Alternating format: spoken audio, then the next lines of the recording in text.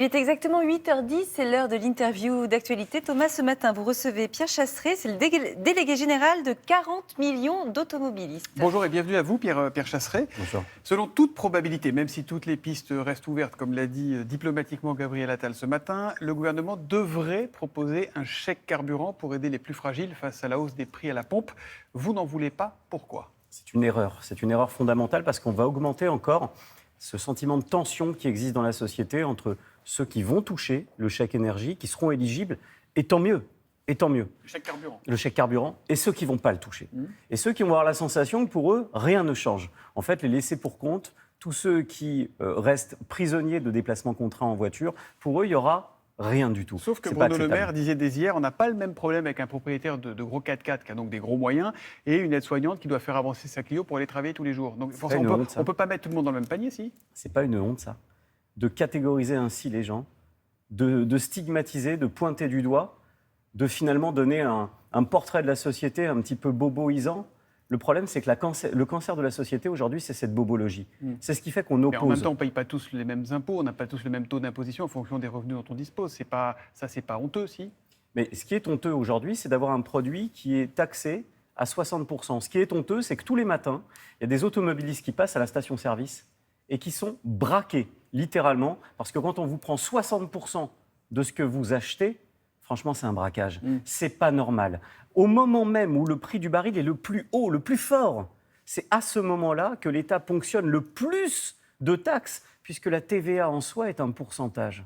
Donc plus le prix du baril est cher... Vous demandez quoi ? Vous avez lancé une pétition hier soir en ligne pour demander quoi exactement ? Bon, il n'y a qu'une seule mesure qui est valable. C'est la baisse de la TVA à hauteur de 5,5. Pourquoi ? Parce que le carburant... Ce que disait Marine Le Pen tout à l'heure. On passe de 20 à 5,5%. Oui, et puis d'autres candidats. Anne Hidalgo, qui l'annonçait ici, il y a 2 semaines, baisse de la TVA à 5,5 parce que c'est un produit de première nécessité. Je suis très heureux que des candidats à la présidentielle se soient emparés de cette mesure, qui est une mesure qu'on pousse depuis maintenant plusieurs années.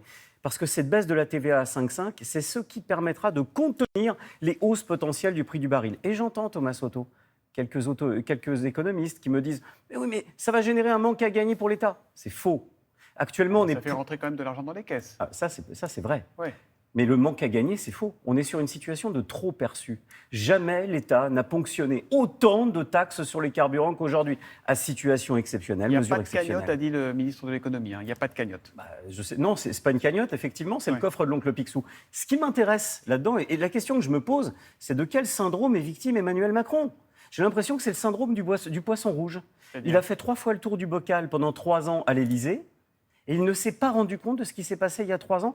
Combien a coûté la crise des Gilets jaunes à la France ? Combien coûtera la prochaine crise si on ne fait rien ? Regardez la une de la Dépêche ce matin, le quotidien qui s'interroge justement. Gilets jaunes, la deuxième vague. Dès qu'on parle carburant, on pense Gilets jaunes. Ça vous inquiète, vous, ou pas ? Mais c'est pire que ça. Ça vous inquiète ou vous soufflez sur les Alors, braises ? ça m'inquiète parce que je n'ai pas envie de voir mon pays dans cet état-là comme je l'ai vécu. Et ce qui m'inquiète encore plus, c'est de regarder qui est le plus grand parti de France. Tous les hommes politiques succèdent partout, les femmes politiques. Pour entendre quoi ? Pour entendre que le plus grand parti de France, ce sont les abstentionnistes. Oui. Ce sont tous les déçus, tous ceux qui nous écoutent et qui se disent « finalement, ça ne changera rien ».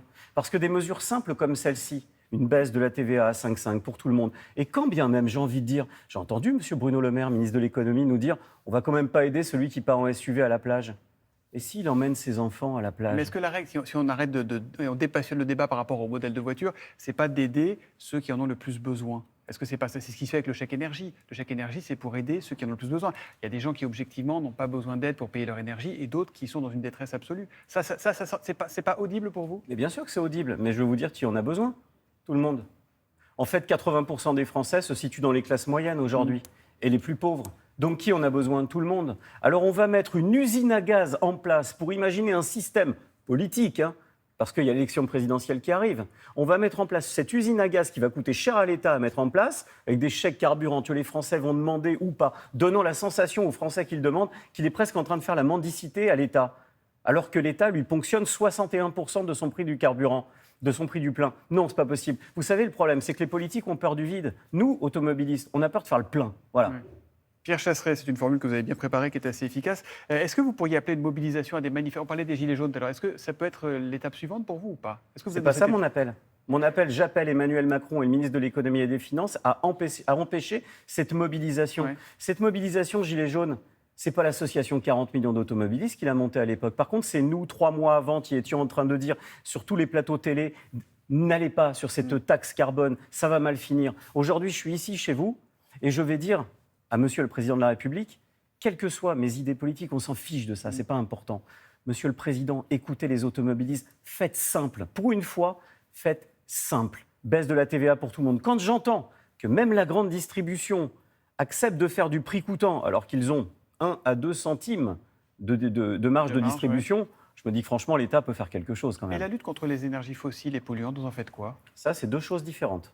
S'il s'agit de réfléchir à quelle sera la voiture de demain, s'il s'agit de réfléchir à cette mutation vers l'énergie électrifiée, pourquoi pas? Je vais même vous dire, on n'a pas besoin des politiques pour ça. Regardez les véhicules et l'offre qui se met en place actuellement. Le jour où le véhicule électrifié sera économique, avec des bornes de recharge et avec une autonomie suffisante, les Français achèteront de l'électrifié. C'est aussi simple que ça. Est-ce que 40 millions d'automobilistes va s'engager dans la campagne présidentielle? Est-ce que vous allez soutenir un candidat ou des candidats en fonction de leurs engagements ou de leur non-engagement? Jamais. Ce n'est pas mon rôle, ce n'est pas le rôle de notre association à 40 millions d'automobilistes. Je note qu'il y a des candidats qui ont accepté de reprendre cette mesure de la baisse de la TVA. Et forcément, j'en suis plutôt ravi quand j'entends Anne Hidalgo, qui n'est pas connue pour ses idées pro-automobilistes. Quand je l'entends aujourd'hui reprendre cette mesure de 40 millions d'automobilistes, je salue. J'entends Marine Le Pen, j'entends Éric Zemmour depuis hier qui s'est positionné, j'entends Éric Ciotti, j'entends, je voudrais oublier personne, j'espère que je n'en ai pas oublié, mais voici à peu près les candidats qui aujourd'hui se sont prononcés sur En cette même temps, quand on n'est pas aux baisse affaires, des ça coûte taxes. pas cher de dire on baisse les taxes et on verra avec le manque à gagner. Vous parlez d'Anne Hidalgo, Le dernière trop question. Vous êtes à Paris. Est-ce que vous respectez les 30 km/h, vous? C'est pas respectable, donc je regarde pas. Je préfère m'attacher à la sécurité des gens que je croise, aux cyclistes, à toutes les populations vulnérables.